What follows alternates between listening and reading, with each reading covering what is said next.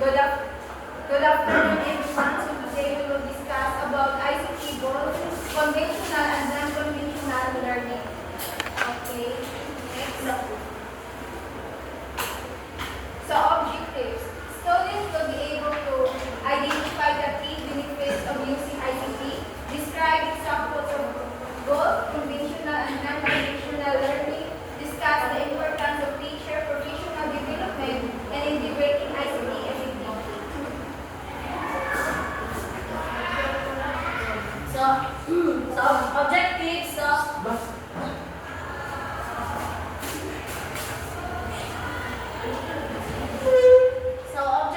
So number one, dili na to mabalaan sa mga benefits using the ICT. And number two, dili na to mabalaan ang mga examples about sa conventional and non-conventional learning. So information and communication technology, ICT, so familiar naman mo kayo. So it encompasses technology used for processing and communicating information, including computer software. So, ang conventional learning is a traditional educational practice. So, ang conventional learning is teacher-centered approach. So, kibali, ang teacher is the primary source. So, conventional learning is the traditional teacher-centered approach to learning. So, number one, teacher-led instruction. So, whole class lecture. The teacher delivers information to the entire class, often using a whiteboard. So, ang conventional learning no, wala siya ng use of technology. So, kaya ni whole class lecture, parihaan manay blackboard, pero wala gamit na technology. And pre-planned units, so diri nagamit ko lesson plan. And teacher direct instruction, so kibalik pag mayroon ang teacher na maghatag siya o mag-explain siya, mag-demo o maghatag ng assignments. And objective assessment, learning is evaluated through standardized tests, quizzes, and graded assignments. So, traditional learning materials. So, sa conventional learning no na ay upat. So, which is ang textbook. So, students rely heavily on textbook as the primary source of information. So, sa textbook sila example sa libro. Wala sila nagamit ani o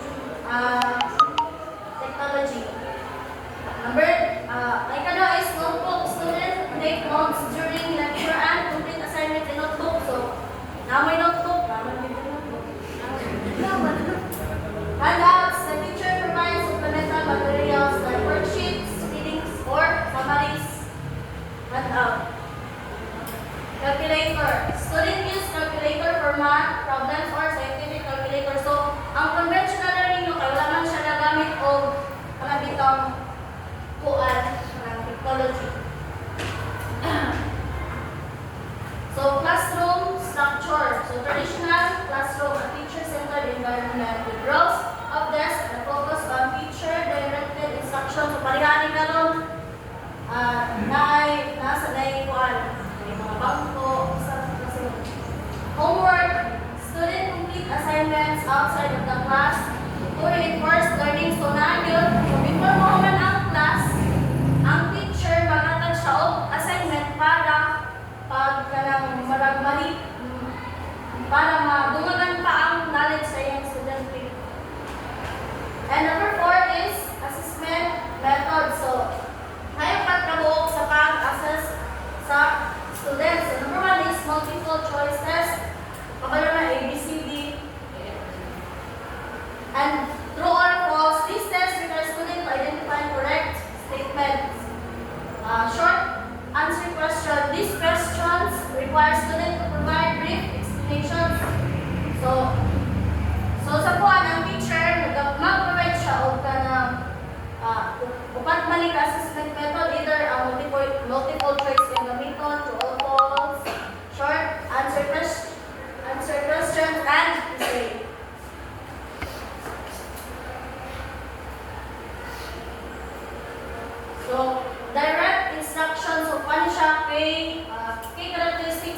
conventional learning.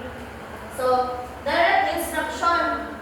The teacher provides clear explanation and demonstration of concepts. So, kani siya nagwa na kaning bali ang conventional learning nag-use na siya og technology. So, muna siya followed by guided practice and independent work. Technology might be used to create interactive exercises or quizzes or to provide students with access to online tutorials. So, parihari ka lang nag-explain ko niya pa mo, nagbasa mo na yung nakita sa kuan. Number 3, rote learning. This approach emphasizes memorization and repetition. So, dili na ang oral recitation or naamoy ka ng ipakuan sa inyo ha. So, technology may be used to create flashcards, quizzes, or other tools for memorizing facts and information. So, number 4, homework. So, technology might be used to access online resources. So, pag natin assignment, di madali lang ako magkuhan kayo. Pwede lang ako gawin ko. Number 5, standardized testing. So, dili na itong kuhan kanang magamit na siya o katungkad ka methods. Whether katong multiple choice, true or false, o essay. So makita siya dira. So, ang technology no might be used to administer and score standardized test.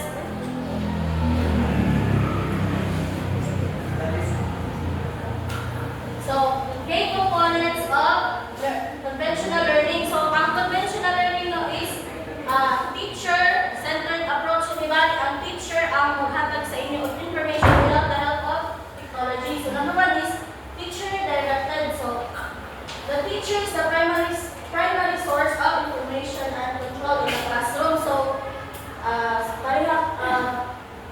sa classroom, so, diba, ang teacher maghatag sa inyo ng kuan, mag-discuss, tapos siya po ang mag-control sa kuan. And content focus. So, before magkuan,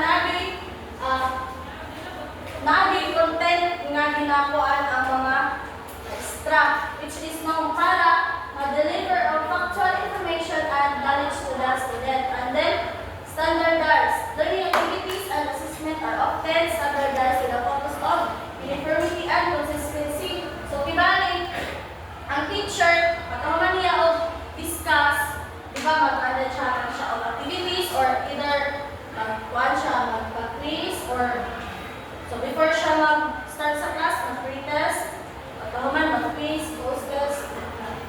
Passive learning. Students are often passive recipients of information rather than active participants in the learning process.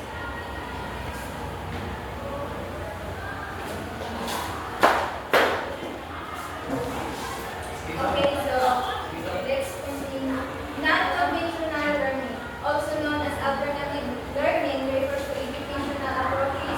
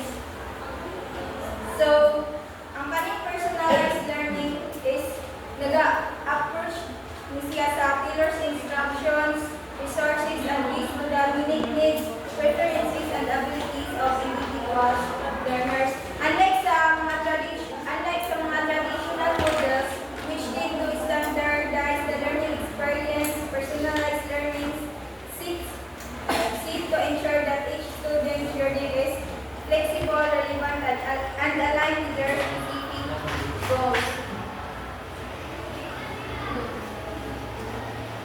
Next is active engagement.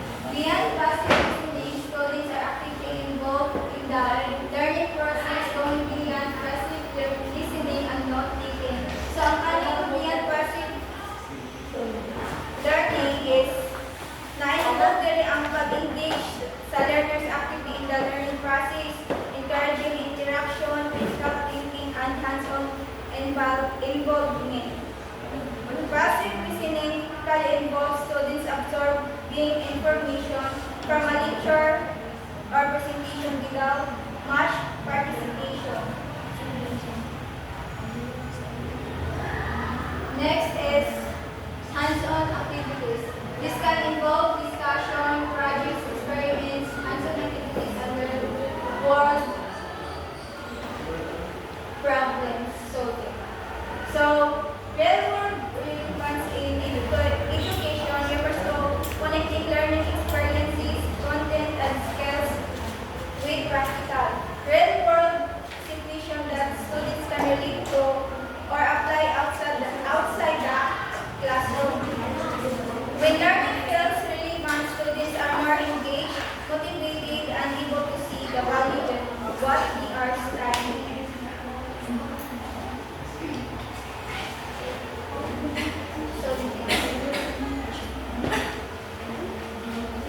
Technology integration. Enhanced learning. Technology is used to enhance learning, provide access to diverse resources, and facilitate collaboration. So, ang kanyang enhancing learning is maano siya ang kanang paggamit og tools, mga strategies, or unsa pa ang kanang mga methods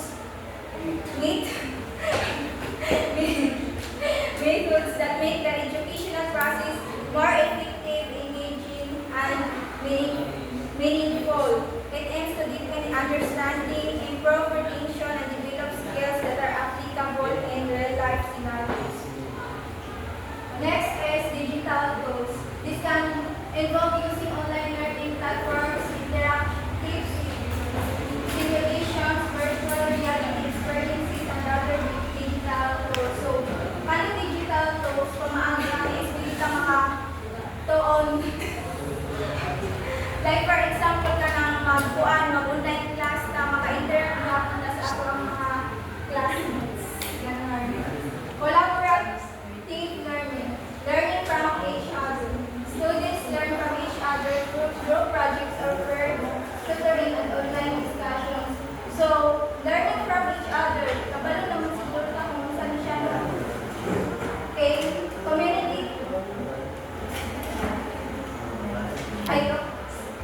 Yes. Sige na. Next, communication and teamwork. This fosters communication, teamwork, and the sense of